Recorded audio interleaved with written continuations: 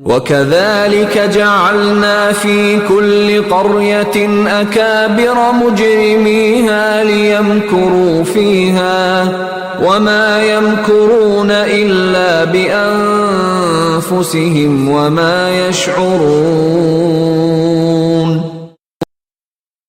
ഇതേ പ്രകാരം തന്നെ എല്ലാ നാട്ടിലും അതിലെ കേമന്മാരായ ധിക്കാരികളെ അവരിൽ സത്യത്തിനെതിരെ കുൽസിത തന്ത്രങ്ങൾ പ്രയോഗിക്കുന്നതിനായി നാം നിശ്ചയിച്ചിട്ടുള്ളതാകുന്നു. യഥാർത്ഥത്തിൽ അവർ തങ്ങളുടെ കുതന്ത്രങ്ങളിൽ കുടുക്കുന്നത് അവരെ തന്നെയാകുന്നു. പക്ഷേ അവർക്ക് ആ ബോധമില്ല. وَإِذَا جَاءَتْهُمْ آيَةٌ قَالُوا لَن نُّؤْمِنَ حَتَّى نُؤْتَىٰ مِثْلَ مَا أُوتِيَ رُسُلُ اللَّهِ اللَّهُ أَعْلَمُ حَيْثُ يَجْعَلُ رِسَالَتَهُ سيصيب الذين أجرموا صغار عند الله وعذاب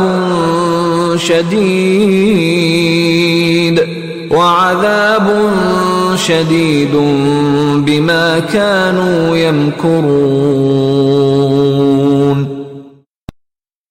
അവരുടെ മുമ്പാകെ ഒരു സൂക്തം ആഗതമാകുമ്പോൾ അവർ പറയുന്നു, ദേവദൂതന്മാർക്ക് ലഭിച്ചതുപോലുള്ളത് ഞങ്ങൾക്കും ലഭിക്കുന്നതുവരെ ഞങ്ങൾ വിശ്വസിക്കുകയില്ല തന്നെ.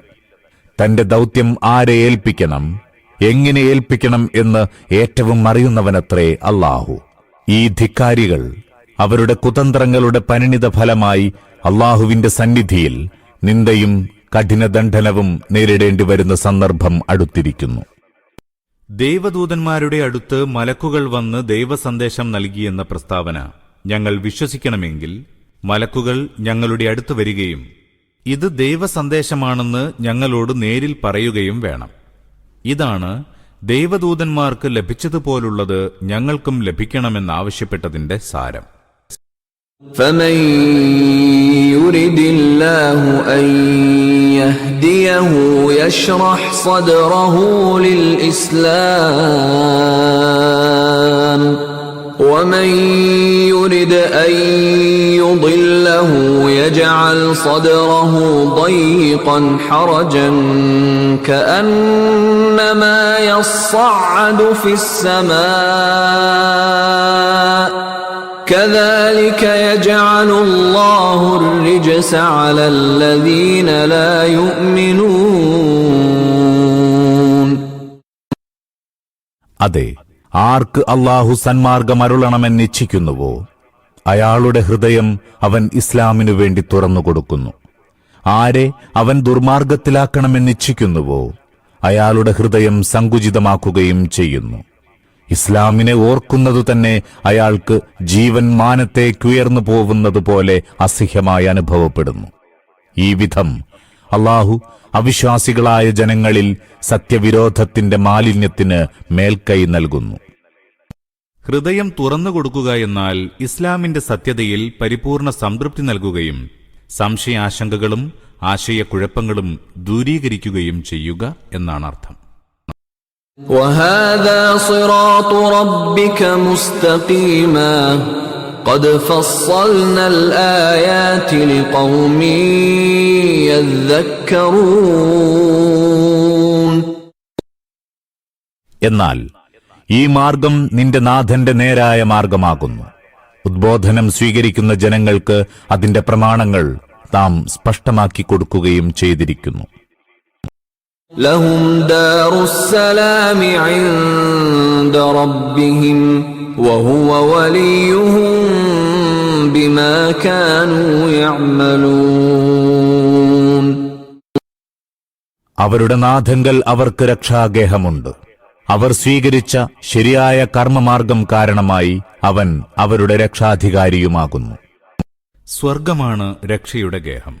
എല്ലാ വിപത്തിൽ നിന്നും സുരക്ഷിതവും എല്ലാ കുറവുകളിൽ നിന്നും വിമുക്തവുമായ ശാശ്വത സങ്കേതം. وَيَوْمَ يَحْشُرُهُمْ جَمِيعًا يَا مَعْشَرَ الْجِنِّ قَدِ اسْتَكْثَرْتُم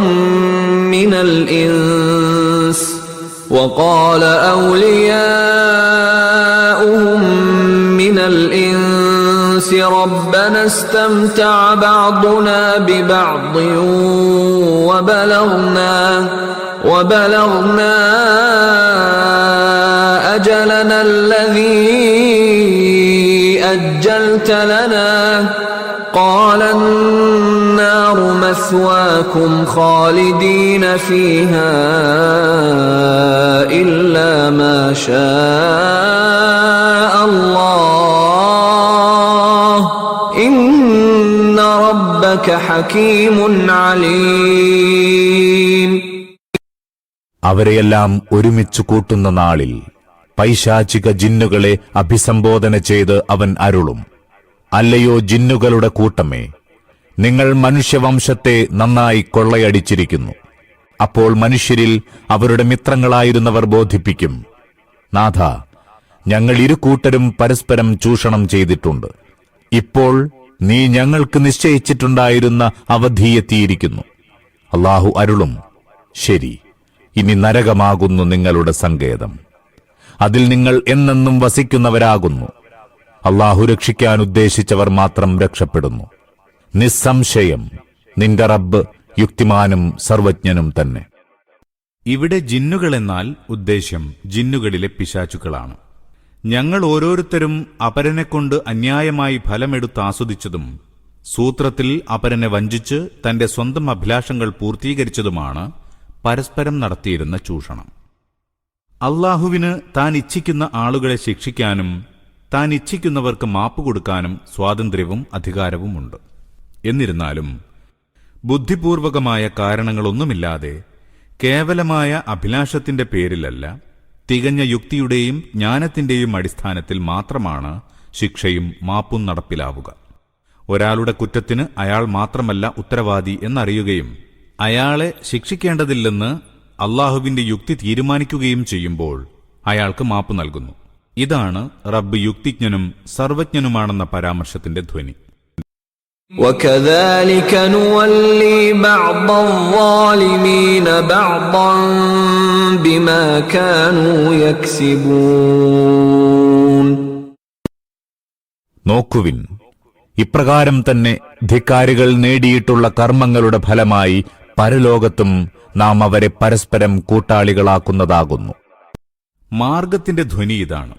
ഇഹലോകത്ത് പാപം സമ്പാദിക്കുന്നതിലും തിന്മകൾ നേടിയെടുക്കുന്നതിലും പരസ്പരം കൂട്ടാളികളായിരുന്ന പോലെ പരലോകത്ത് ശിക്ഷയനുഭവിക്കുന്നതിനും അവർ കൂട്ടാളികളായിരിക്കും. يا معشر الجن والإنس ألم يأتكم رسل منكم يقصون عليكم آياتي وينذرونكم لقاء يومكم هذا قالوا شهدنا على أنفسنا وغرتهم الحياة الدنيا وشهدوا على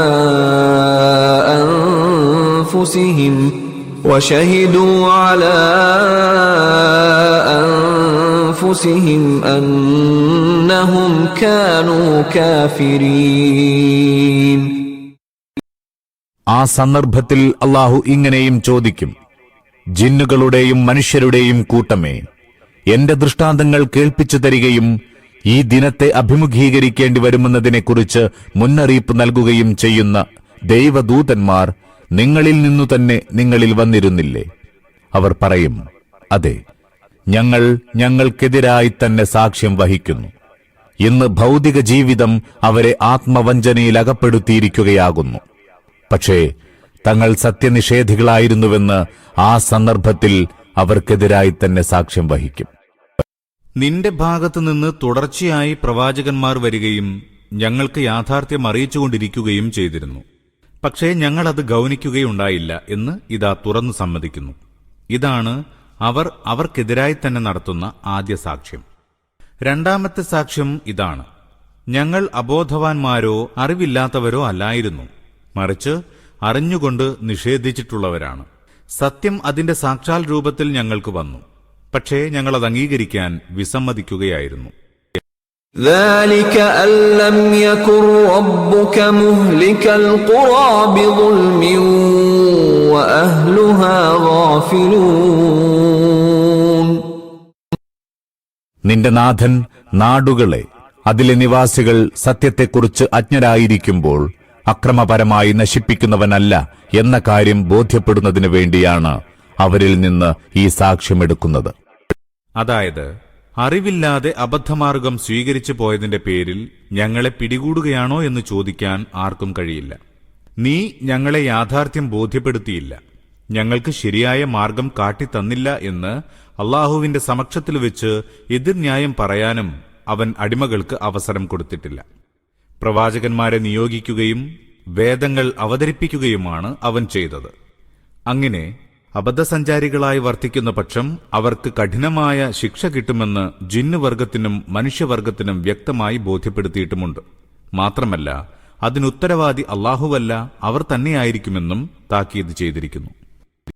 وَلِكُلٍّ دَرَجَاتٌ مِّمَّا عَمِلُوا وَمَا رَبُّكَ بِغَافِلٍ عَمَّا يَعْمَلُونَ. ഓരോ മനുഷ്യന്റെയും പദവി അവന്റെ കർമ്മത്തെ ആസ്പദിച്ചാകുന്നു. നിന്റെ നാഥൻ മനുഷ്യരുടെ കർമ്മങ്ങളെക്കുറിച്ച് അജ്ഞനാകുന്നില്ല. وَكَذَلِكَ جَعَلْنَا فِي كُلِّ قَرْيَةٍ أَكَابِرَ مُجْرِمِيهَا لِيَمْكُرُوا فِيهَا وَمَا يَمْكُرُونَ إِلَّا بِأَنفُسِهِمْ وَمَا يَشْعُرُونَ.